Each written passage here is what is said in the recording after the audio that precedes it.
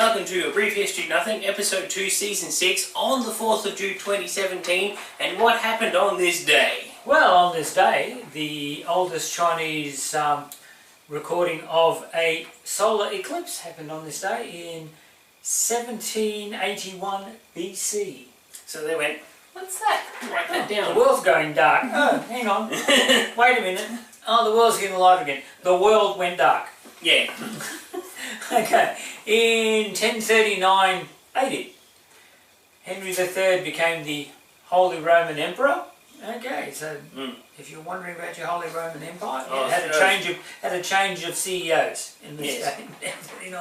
In 1647, in the English Parliamentary Army under Cornet George Joyce took Charles I as prisoner during the Second Civil War.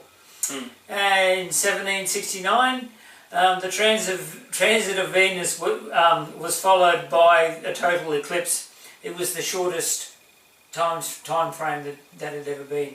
Yeah. So Venus went whoosh, and the sun went out. Moon went, me too. Yes. Since the solar eclipses, it tends to be a thing today. Yes, it's having a solar eclipse day. In 1876, now how's this for earth-shattering speed? An express train left New York on this day on this day, a couple of days before this day in 1876. But on this day, it arrived 83 hours and 39 minutes later in San Francisco. San Francisco, yes. Yeah, so we're getting down in Mumbo, isn't it? 83 days. Well, considering, what was your alternative before that? Horse? 2 feet and a heartbeat. Would have taken you longer than 83 hours, that's for sure. Would have been more like 83 days. Yes. In 2002, Avril Lavigne, English is hard. English is hard. Released her debut album, Let's Go. Yeah, Let Go. Goodness me. You're not hip with them youngins, even though the album came out like 15 years ago, but it don't matter. Yeah, yes, I still had grey hair 15 years ago. Yes. So if you ever skated a boy and she said, "Let's see you later, boy," that's you're good, aren't you? You're covered. Okay. Yes. Well, this week a little thing happened. Started sort of in the late 30s, ended in the 1930s, ended in the mid 1940s. Called World War II. You may have heard of it. Yes. And on this day, we didn't mention on this day because it's a special event. Yes. On this day, England was up the creek minus a battle, and so Winston Churchill made a speech. Yes, he made a speech in the House of Commons. You may have heard of the speech. We shall fight them in France. We shall fight them on the seas. We shall fight them on the oceans. We shall fight them with growing confidence and growing strength in the air and on the beaches and in the fields and on the landing grounds, and so it goes on. A very famous Winston Churchill speech. Basically, he gave that speech because that was about the maximum amount of British aggression that they could muster. Dunkirk had just finished, so they had a completely demoralised army that was virtually lacking any weaponry. Most of them got back in the clothes they stood up in, and so as a consequence, the army needed to be retrained, needed to be regrouped, needed new armament. They had virtually no armament. So they had the Air Force and they had the Royal Navy, but nothing else. So had Hitler decided, well, let's do this invasion thing, they would have been stuffed. They would have been stuffed. So Churchill had to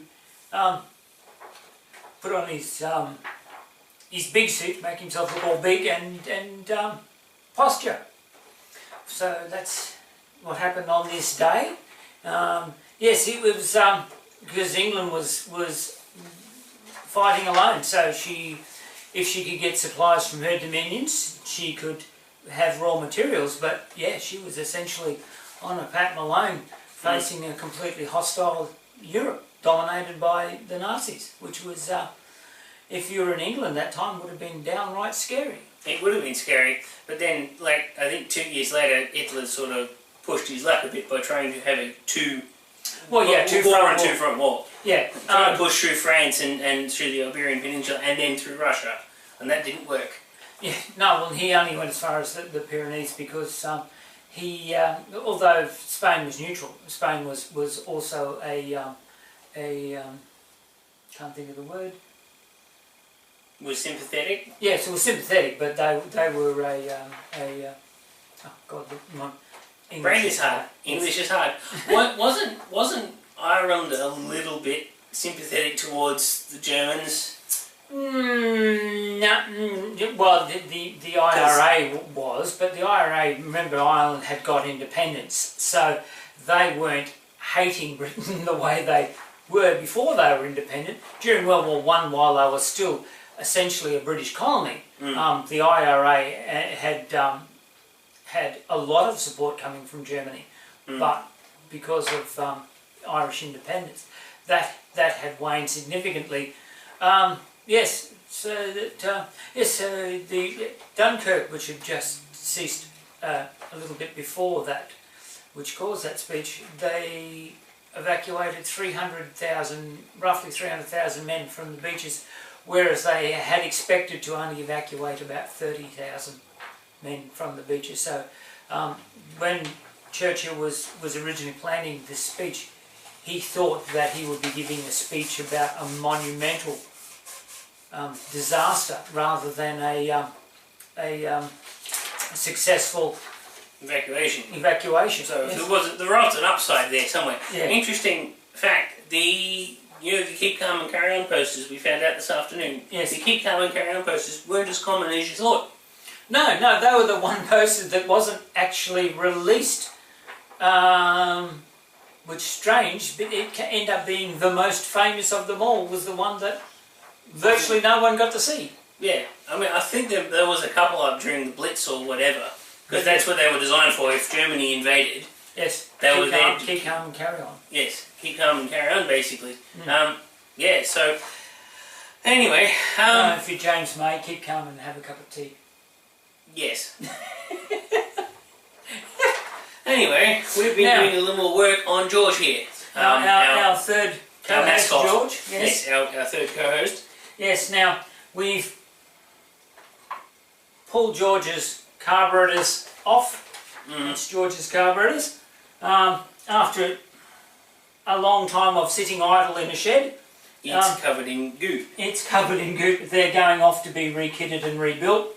And this is the air filter. It's not actually that colour. It's not supposed to be black. Yes. You're wondering why it was backfiring. It's probably right. Yeah. Yes. It'd be like trying to suck your air through a tiny little straw.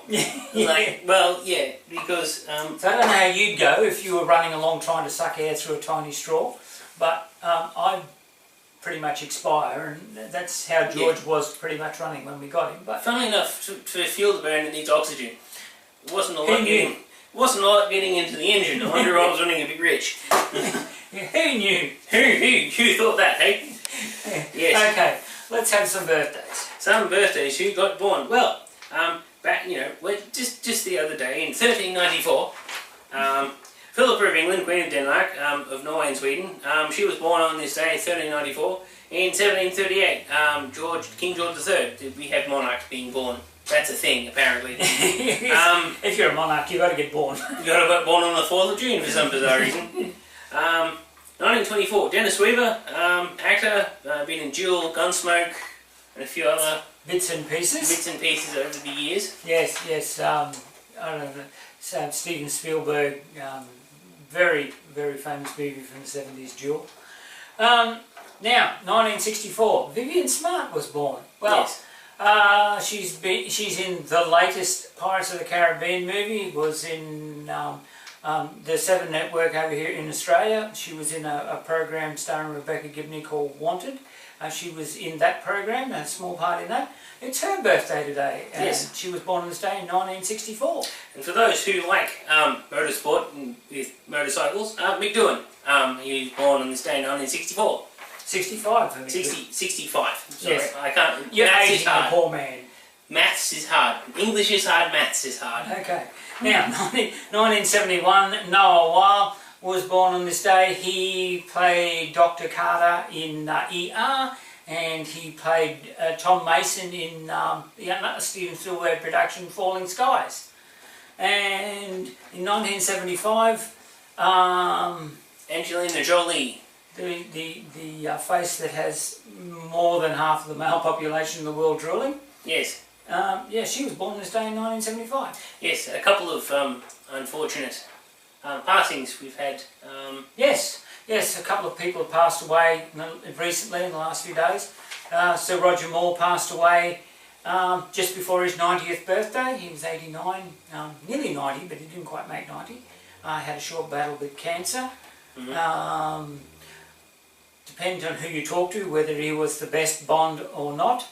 And who else passed away? Yes, we had very famous rock star from the 1990s. I mean, if you grew up in the 90s, you knew who Chris Cornell was. You probably heard Soundgarden. Everyone probably heard the song Black Hole Sun. He was there. He started out there and went over to Audio Slave.